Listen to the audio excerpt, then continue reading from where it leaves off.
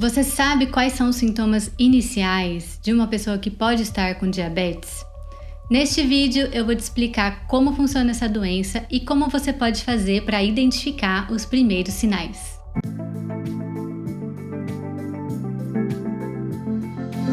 Olá pessoal, meu nome é Helena, eu sou médica e no vídeo de hoje nós vamos falar sobre diabetes.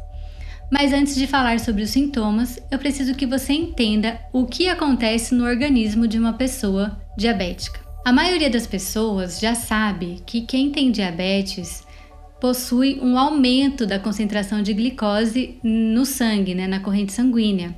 E por que isso ocorre? Quando a glicose ela é absorvida, ela viaja através da corrente sanguínea até as células do corpo. E é dentro dessas células que ela vai ser utilizada como combustível para produzir a nossa energia. As células do corpo, elas possuem um sistema de chave e fechadura, ou seja, é preciso um código de acesso para que as moléculas acessem o seu interior. E a molécula de glicose, ela não possui essa chave de acesso. É aí que entra o papel da insulina, porque esse é o hormônio que possui o código de acesso, digamos assim, para liberar a entrada da glicose dentro da célula. Então, o que acontece? Depois que a gente come, os níveis de glicose no nosso sangue eles vão aumentando. E isso estimula o pâncreas a liberar a insulina na corrente sanguínea.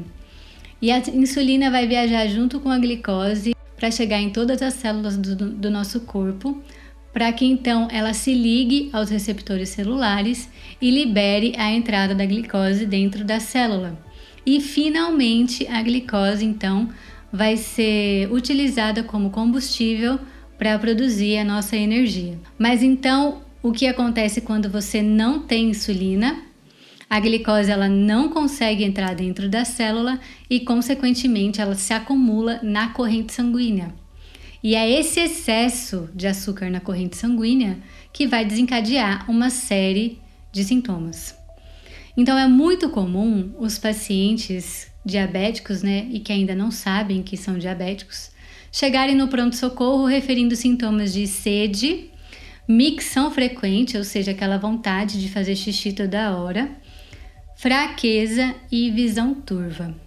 Geralmente são esses 4 principais sintomas referidos, que nos fazem desconfiar que aquele paciente pode estar com diabetes. E eu vou explicar cada um deles aqui. Então, a micção frequente acontece porque esse excesso de açúcar, ele precisa ser eliminado. E isso acontece principalmente através dos rins. Então, nessa eliminação do açúcar, ele vai puxar muita água junto com ele. E, consequentemente, a pessoa ela vai ficar com aquela vontade de fazer xixi toda hora. E isso acarreta no quê? Na desidratação daquele organismo, o que nos leva ao segundo sintoma, que é a sede. O paciente diabético geralmente refere uma boca muito seca, independente da quantidade de água que ele toma.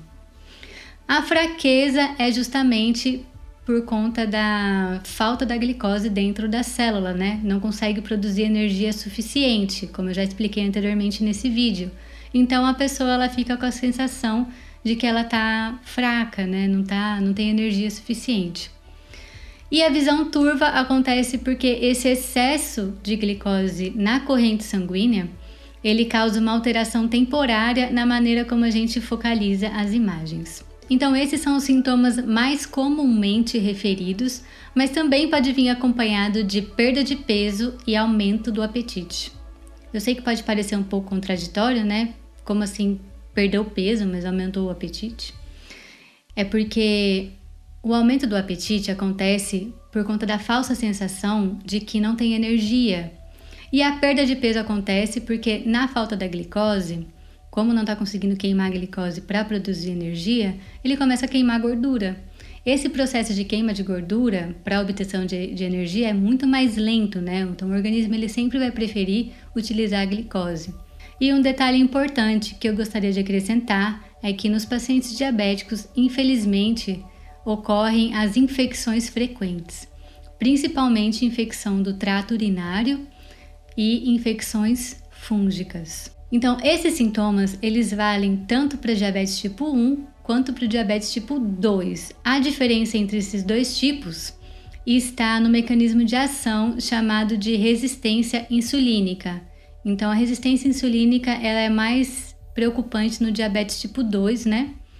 Enquanto que no diabetes tipo 1 existe a falta mesmo da produção de insulina. Se vocês quiserem, eu posso fazer um vídeo explicando melhor a diferença entre esses dois tipos. É só deixar um comentário aqui, tá bom? Então, por fim, eu gostaria de dizer que se você está apresentando alguns desses sintomas, eu sugiro que você procure um médico para que seja feito exames, para que seja dado um diagnóstico mais preciso. A diabetes, infelizmente, é uma doença que está ficando cada vez mais frequente na nossa sociedade e ela está diretamente relacionada com a nossa alimentação, né? Com a maneira como a gente come, com os nossos hábitos de vida, certo? Bom, eu vou ficando por aqui. Eu espero ter esclarecido todas as dúvidas, né? Mas se ficou alguma, deixa aqui nos comentários, eu vou responder, tá bom? Fiquem com Deus e até o próximo vídeo.